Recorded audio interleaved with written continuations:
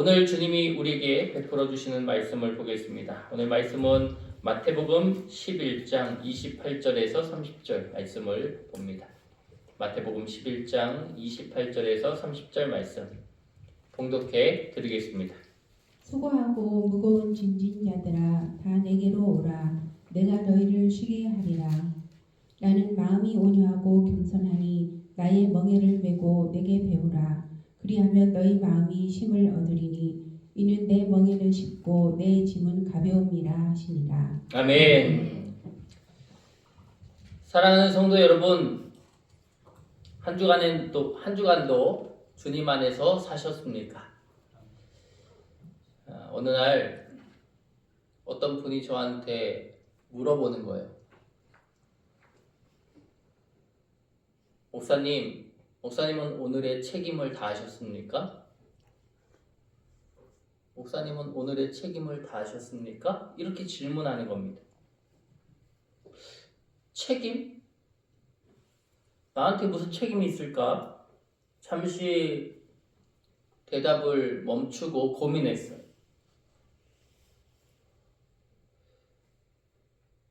그때 당시에는 머뭇거리고 말을 하지 못했습니다.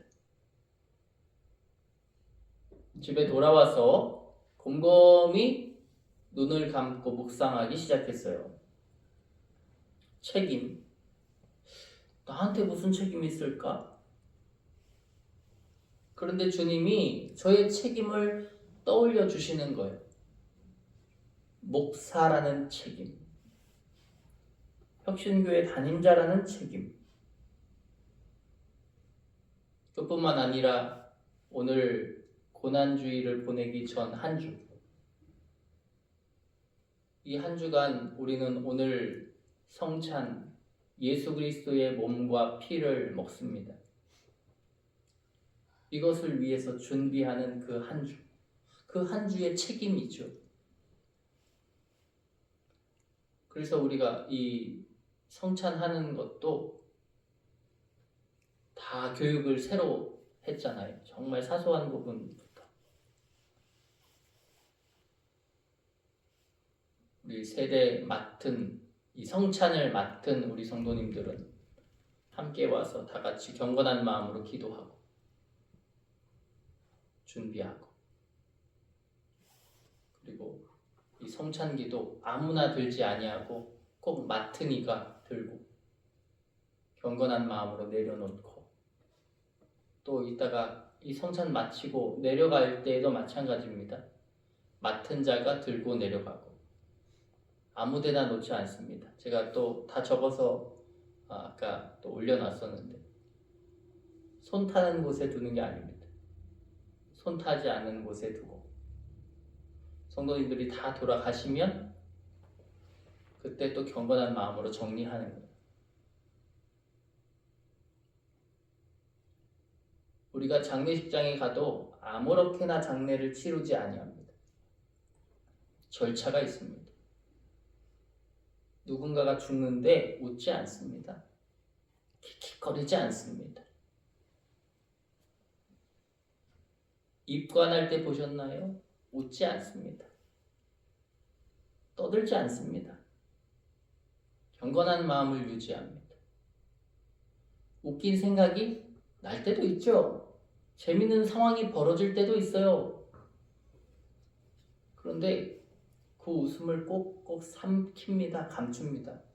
왜요? 그 자리는 경건한 자리이기 때문입니다.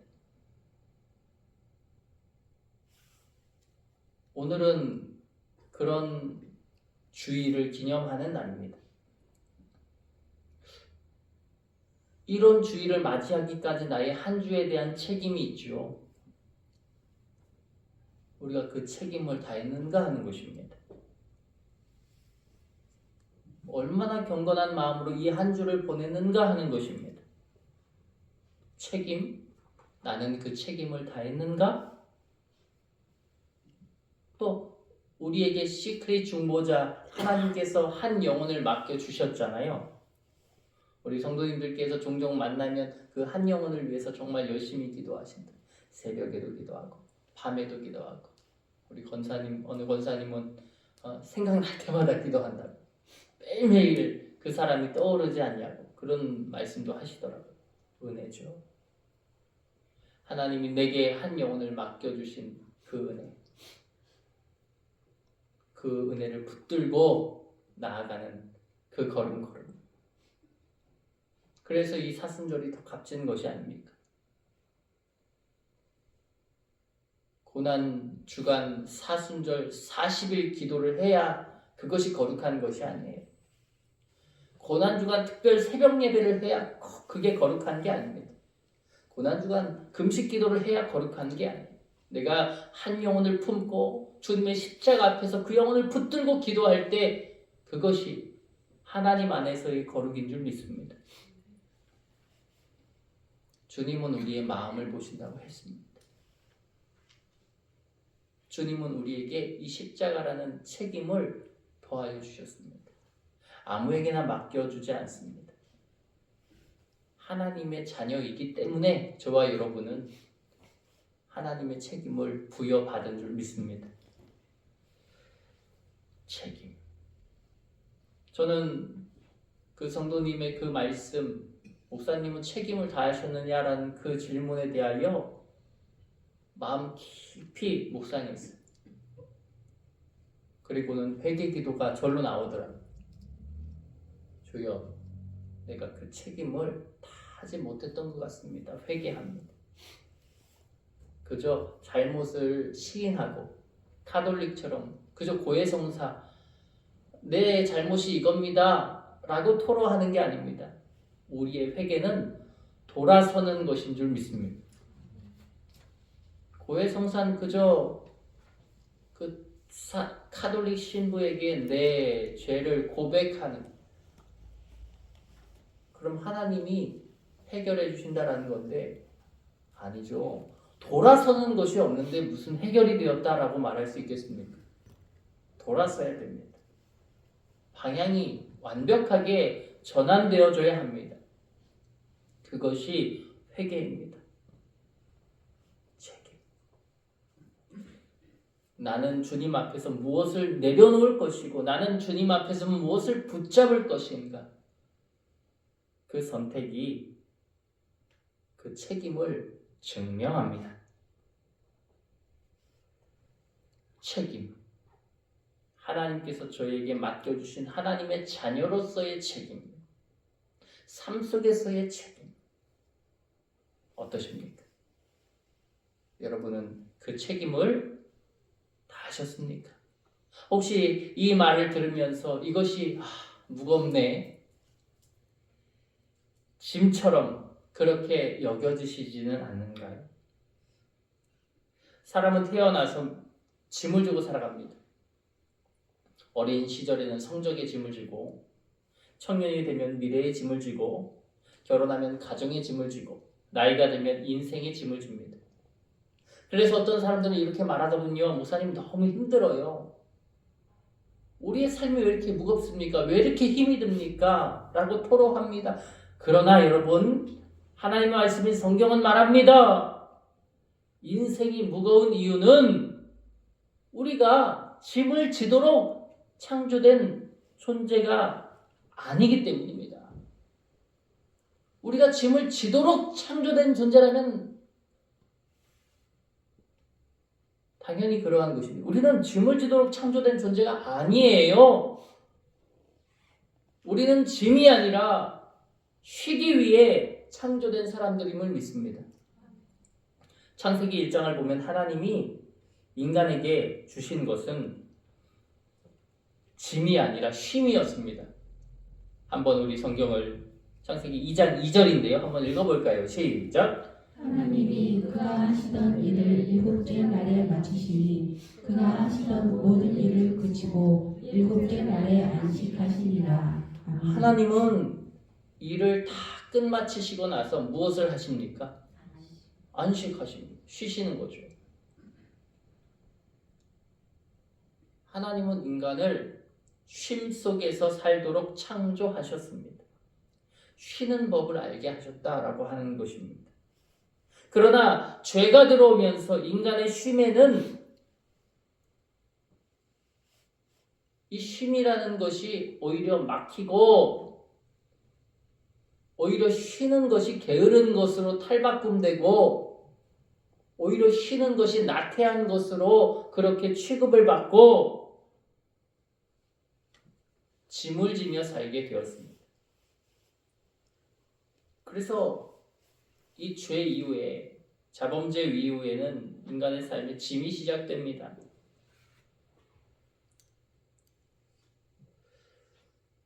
우리는 많은 짐을 지고 살지만 사실 가장 무거운 짐은 죄의 짐이죠. 한번 로마서 3장 23절을 읽어볼까요? 시작. 모든 사람이 죄를 범하였음에 하나님의 영광에 이르지 못하더라. 아멘. 모든 사람이 죄를 다 범하였으므로 하나님의 영광에 이르지 못하게 되는 이 죄. 죄는 단순한 실수가 아닙니다. 하나님과의 관계가 끊어져 버린 상태입니다. 세상의 욕망 때문에 하나님이 더 이상 생각나지 않는 것이에요. 그래서 인간의 마음 깊은 곳에는 항상 설명할 수 없는 불안, 두려움, 공허함 이러한 것들이 자리하고 있습니다. 그래서 사람들은 그 불안과 두려움과 공허함을 계속 다른 무엇인가로 채우려고 합니다. 돈으로 채우려고도 하고 성공으로, 관계로, 아니면 쾌락으로 채우려고 해요. 그런데 이상하죠? 채우면 채울수록 마음은 더 무거워집니다. 전에 제 친구가 첫 직장에서 정말 열심히 일한 뒤에 돈과 이 퇴직금을 전부 다 모아서 유럽으로 한 달 이상 여행을 간 거예요. 여행을 갔다 와서 만났어요. 그 친구는 서울에 사는데 이제 여행 갔다 와서 아마 자랑하고 싶었나 보죠. 그 친구들을 이렇게 모이게 했습니다. 카페에서 이제 만났어요. 사진도 막 보여주고요. 자랑을 하는 거죠. 유럽 한 달 이상 이렇게 갔다 온 사람 있냐? 너무 좋았다. 인생 가운데 너무 값졌다. 막 이야기를 하는 거예요. 너무 그 모습이 좋아 보이는 거예요. 그런데 이내 그 모습이 어두운 모습으로 바뀌었습니다. 왜 그랬을까요? 앞으로 또 새로운 직장을 구해야 해요. 또 돈을 모아야 해요. 또 앞으로 살아가야 해요. 그 걱정 앞에 놓였기 때문입니다. 그래요. 우리는 여러 가지 방법으로 우리의 공허함을 채우려고 하지만 죄의 짐은 인간이 해결할 수 있는 게 아니다라고 하는 것입니다. 아무리 소중한, 아무리 뜨거운, 아무리 정말 값진 경험을 하였다고 하여도 그것이 끝이 아니다. 그 이후에는 불안과 두려움과 공허함이 아직도 남아있고 그것이 언제 우리를 덮칠지 모른다라고 하는 것입니다. 그래서 예수님이 우리에게 말씀하여 주시고 계신 것입니다. 오늘 본문이죠. 수고하고 무거운 짐진 자들아 다 내게로 오라. 내가 너희를 쉬게 하리라. 할렐루야. 여기서 수고하는 자라는 단어는 코티온테스라고 합니다. 코티온테스. 의미는 완전히 탈진한 상태가 코티온테스예요. 완전히 탈진한 상태. 무거운 짐 진자 페프로티스메노이라고 하는 단어를 사용하는데 완전히 눌려버린 상태. 이것이 짐진자라는 의미예요. 그러니까 이 말씀을 다시 한번 해석해 보면 주님은 탈진하고 눌려버린 상태의 인간을 부르셨다라고 하는 것입니다. 그래서 저는 이 말씀을 묵상하면서 깨닫는 거예요. 예수님이 우리를 부르신 것은 조금 힘든 사람 부른 게 아니라 완전하게 지쳐버린 사람을 부르시는 거구나. 완전하게 지쳐버린 사람. 건강으로 지쳐버린 사람,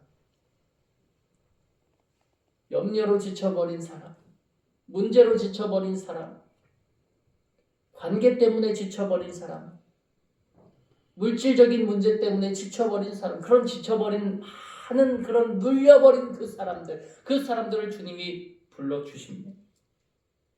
내게로 오라 말씀하시는 거죠. 쉬게 하리라. 주님이 우리를 부르시는 목적은 쉼을 주시기 위함임을 믿습니다. 우리를 고통스럽게 해서 일만이 헌신하게 하고 일만이 하게 하고, 아니 우리가 지난주 말씀, 저는 마리아와 마르다의 이야기를 통해서 많은 것을 깨닫습니다. 아마 여러분도 그 말씀 수도 없이 들었기 때문에 아마 많은 것을 깨달을 수 있을 텐데, 우리는 늘 쉼을 선택하기가 어렵다. 쉼은 주님과 함께 있는 자리가 쉼입니다. 쉬는 자리, 주님과 기도하고 주님의 말씀 묵상하고 주님과 동행하고. 우리가 이번 신방을 통해서 새해 받은 말씀을 가지고 설교했잖아요. 이것이 끝난 게 아니라 이 말씀 붙들고 이제 더 나아가야 하죠. 이 말씀 붙들고 더 전진해야 되죠. 하나님이 이 말씀 나에게 왜 주셨을까? 하나님이 말씀을 통해서 내게 이루시고자 하는 것이 무엇일까? 우리는 그 말씀에 대한 열매를 2026년 한 해 동안 맺어가야 할 줄 믿습니다. 그 말씀을 붙들고 나아가는 그 모든 걸음걸음이 우리에게 쉼이 됩니다. 그런데 우리는 쉼을 선택하지 않고 일을 선택한다라고 합니다.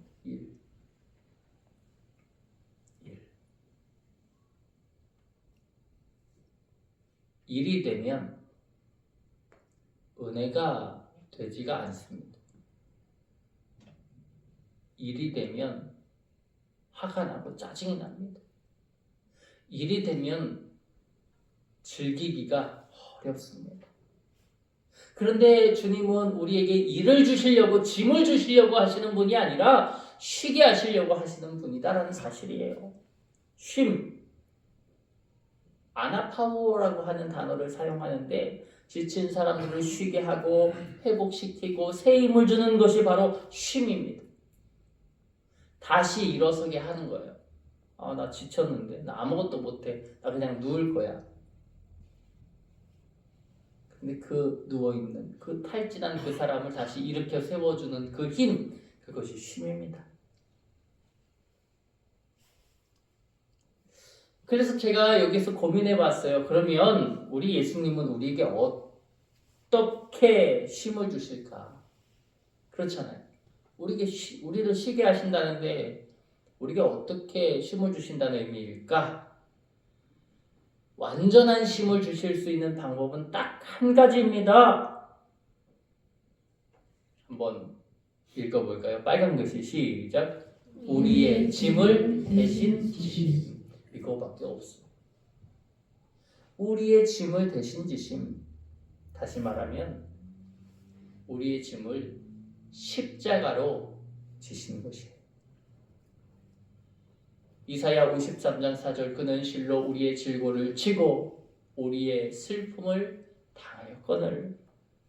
여러분, 십자가는 단순한 형벌이 아닙니다. 처형이 아닙니다. 십자가는 짐의 이사, 짐의 이동이에요.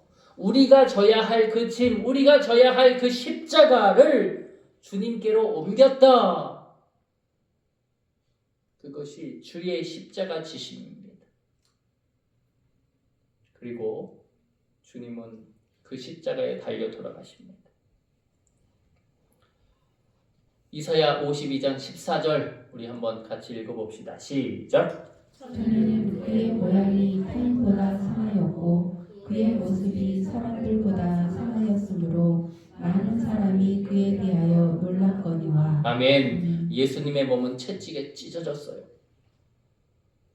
가신 멸류관이 머리를 찔렀습니다. 머리를 파고들었어요. 손과 발에는 굵은 못이 박혔어요. 십자가 위에서 숨을 쉬기 위해 몸을 조금만 들어 올릴 때마다 온몸이 찢어지는 고통이 찾아왔어요. 왜 그런 고통을 주님이 감내하셨습니까? 우리 때문이 아닙니까? 우리의 죄. 이번 주에 굉장히 많은 고난에 대한 설교를 들었는데 어떤 분이 그런 말씀 하시더라고요. 주님이 죽으신 것은 우리의 죄와 우리의 정죄 때문이다. 제가 그 말에 너무 공감이 되더라고요.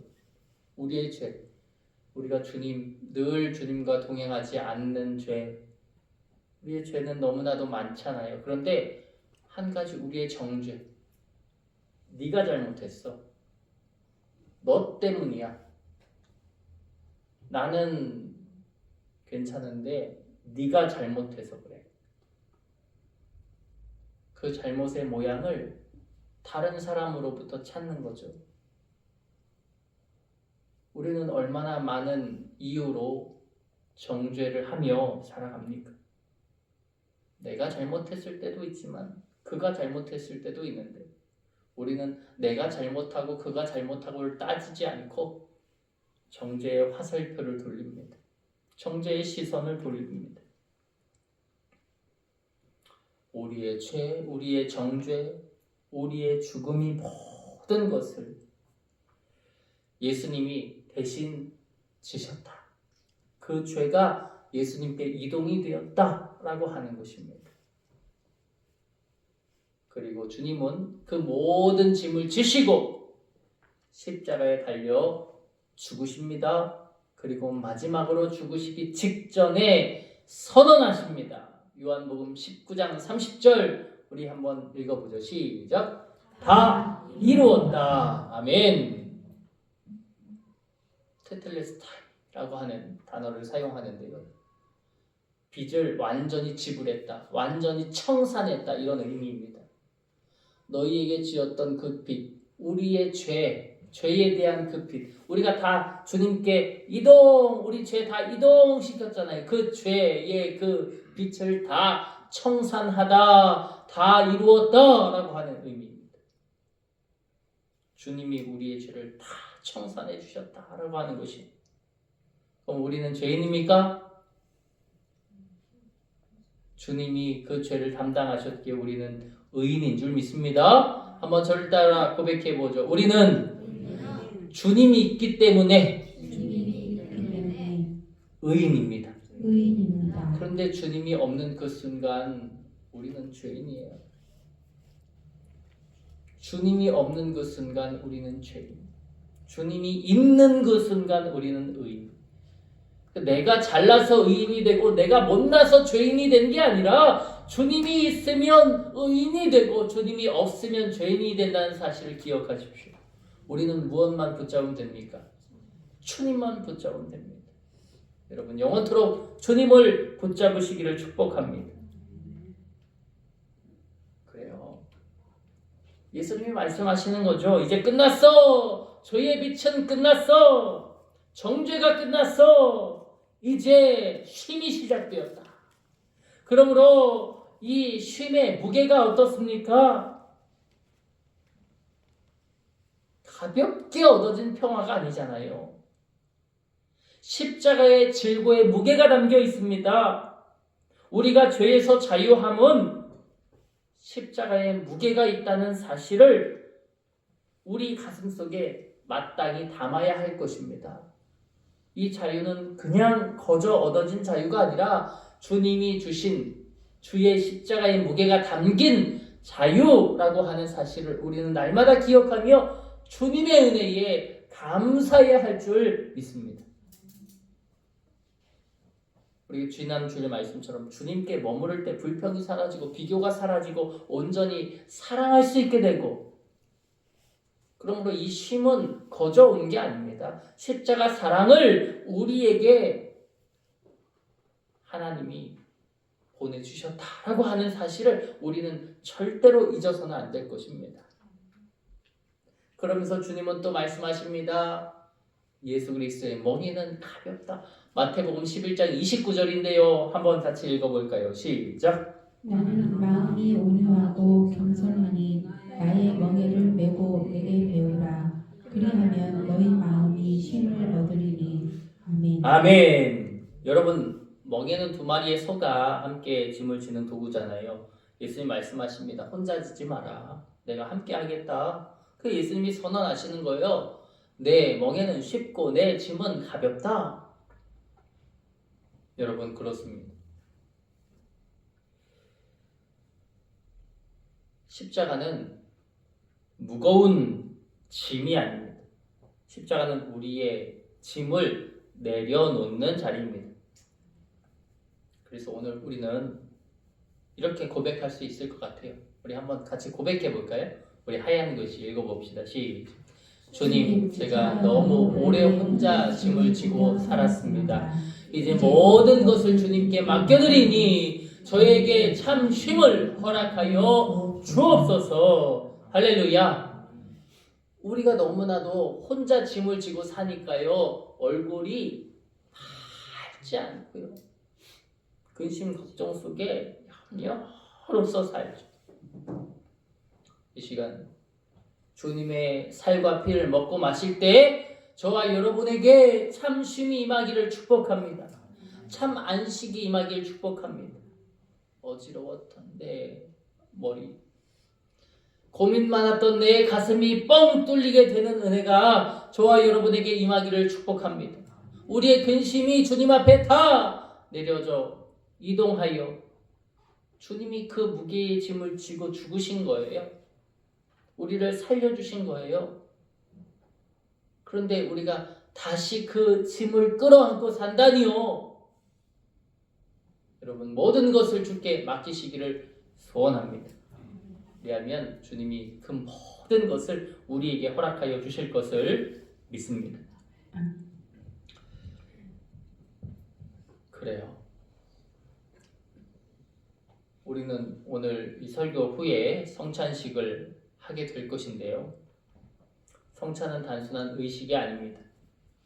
성찬은 십자가를 기억하는 시간입니다. 우리를 위해 찢기신 몸, 우리를 위해 흘리신 피, 그 십자가를 기억하며 우리의 짐을 주님께 맡기는 시간, 그 시간이 바로 성찬입니다.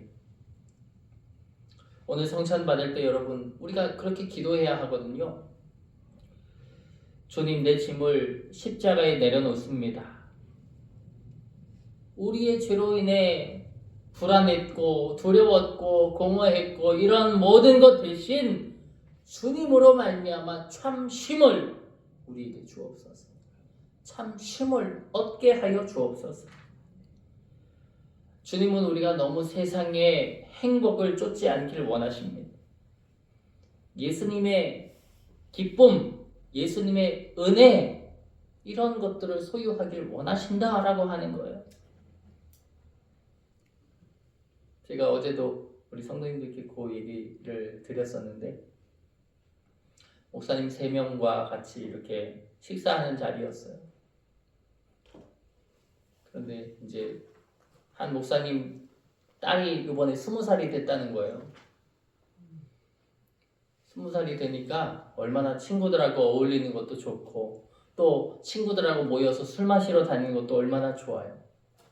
그러니까 매일 이렇게 술을 얼마나 많이 마시는지. 목사님이 저한테 그러는 거죠. 얼마나 해보고 싶었겠어요. 얼마나 해보고 싶었겠어요. 얼마나 누려보고 싶었겠어요. 마음대로 해라. 너무나 많이 먹어서 건강만 해치지 마라. 이렇게 말을 했대요, 딸한테. 그러면서 앞에 있는 목사님한테 그럽니다. 목사님도 젊었을 때 다 해봤잖아요. 그 목사님이 그렇죠. 저도 신학을 늦게 해서 당신도 담배도 펴보고 술도 다 마셔보고 했다. 그러면서 저를 가리키는 거죠. 목사님도 해봤죠? 그래서 제가 그랬어요. 아니요. 안 해봤는데요. 그랬더니 저보고 하시는 말씀이 인생 재미없게 살았네 이러시는 거예요.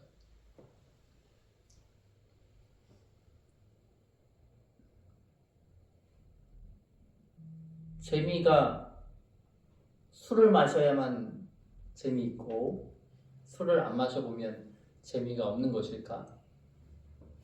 아니요, 우린 제일 재밌는 걸 하고 있는데 예수 그리스도. 우리 인생에 전부를 걸지 않았습니까? 전부를 걸었기 때문에 남들은 주식 투자한다, 비트코인 투자한다, 뭐 투자한다, 땅을 산다, 투기를 한다, 그러한 것에 모든 것을 다 내려놓을 때 우리는 그들이 바보 같다고 하는 헌금 내잖아요.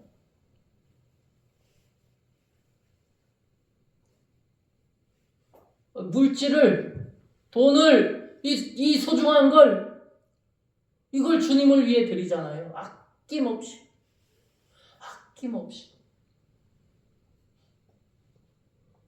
바보들이네. 그걸 왜 교회에 내요? 왜 헌금을 해요? 여러분 유튜브 한번 보세요. 유튜브에 헌금 내라고 하는 목사 있는지 보세요. 유튜브에 보면요, 헌금 내지 말래요. 11조 하지 말래요. 제일 바보 같은 짓이래요. 유튜브에서 한번 설교들 들어보세요. 헌금하라고 하는 내용 거의 없습니다. 댓글 한번 보세요. 다 목사는 사기꾼이랍니다. 다 나쁜 놈들이랍니다. 다 도둑이랍니다. 댓글을 보면요, 교회 다니고 싶지가 않아요. 십자가를 짊어지고 싶지가 않아요. 그냥 저 세상으로, 저 세상의 바닷속으로 빠지고 싶어요. 술 마시고 방탕하고 쾌락하면서 그렇게 살고 싶은 거예요. 그게 재미? 아니요. 여러분, 우리에게는 예수 그리스도가 참 쉼이자 참 재미이자 우리의 인생의 평안인 줄 믿습니다. 우리는 그걸 믿고 거는 거예요. 믿고 가는 거예요. 그래서 저는 그래요. 사실은 저는 어렸을 때부터 저도 모태신앙으로 신앙생활을 했지만 저는 당연하게 헌금을 하면서 살아갔거든요. 그래서 성도님들께 헌금해라, 11조 꼭 해야 된다, 이렇게 말씀드리고 싶지 않아요. 그것이 내게 생명이고 그것이 내게 믿어지면 할 수밖에 없어요. 안 하고는 못 배겨요. 저는 그렇거든요. 이게 믿어지는데 어떻게 안 해? 하늘의 보물이 하나님께 다 상달되고 하나님 시험해 봐라. 내가 너에게 복을 주지 아니하나 너 한번 시험해 봐라 라고 하시는데요. 저는 그게 믿어지거든요. 그걸 저는 하는 거예요. 제가 전에도 말씀드렸죠. 초등학교 때부터 부모님이 일주일에 2,000원씩 용돈 주면 저는 200원 11조 되는 걸 한 번도 어겨본 적이 없어요. 당연한 거니까. 하나님 앞에 드리는 게 당연한 거니까. 당연하다고 생각하는데 이게 뭐 아깝고 뭐 하고 이런 게 있습니까? 당연히 하는 거지. 그게 제 신앙이고 그게 제 믿음이에요. 왜요? 주님은 분명히 계신 분이고 분명히 있는 분이고 분명히 역사하시고 분명히 함께 하시고 분명히 그 길을 열어주시는 분이시기 때문에 저는 그것을 믿으니까 하는 거죠. 그런데 좀 마음이 아이고 헌금 내기 조금 부담스러운데 안 해도 돼요. 주님이 안 받으신다고 했어요.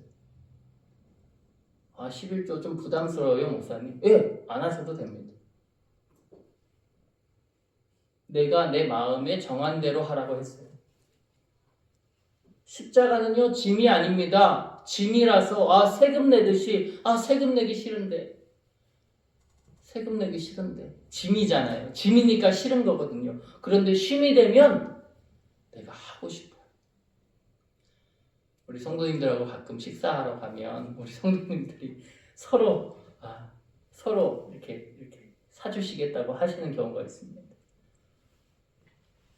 짐이라면 그렇게 하기가 어려울 텐데 쉼이니까 내가 대접하는 그 성비 너무나도 내가 기쁘니까요.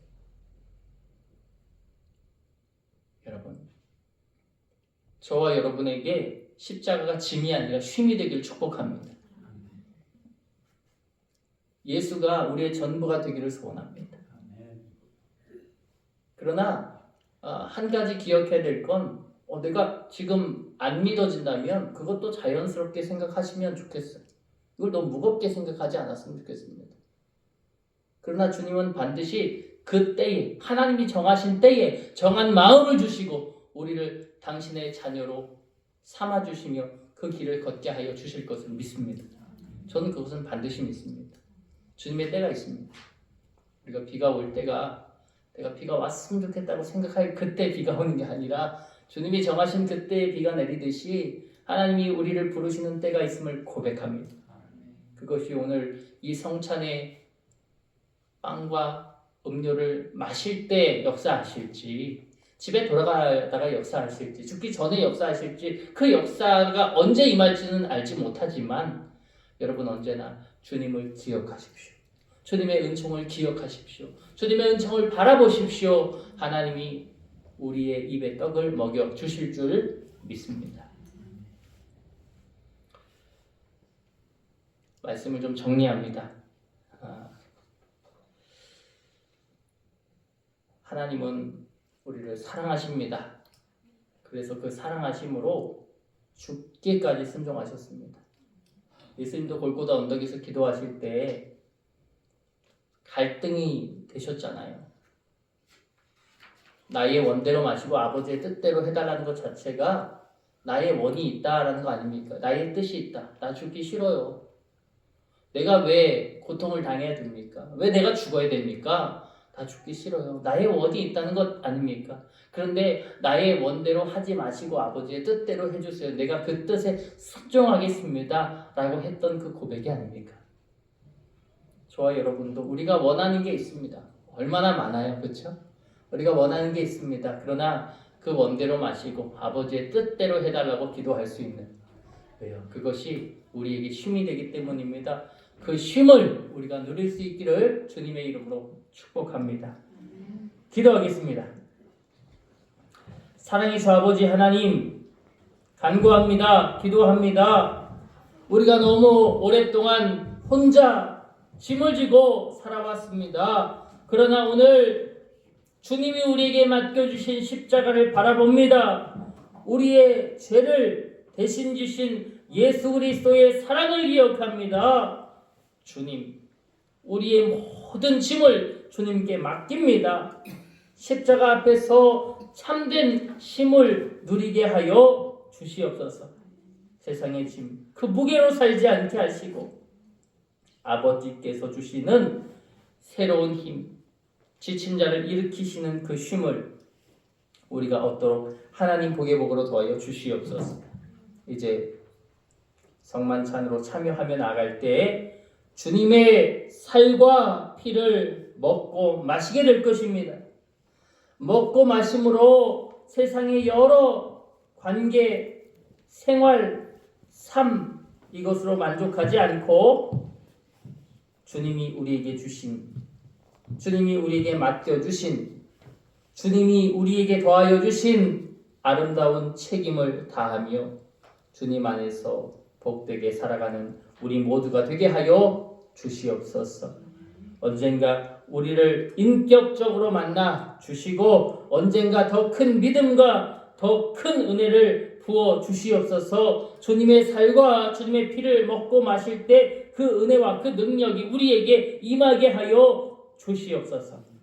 모든 영광 올려드리며 예수 그리스도의 이름으로 기도드립니다. 아멘.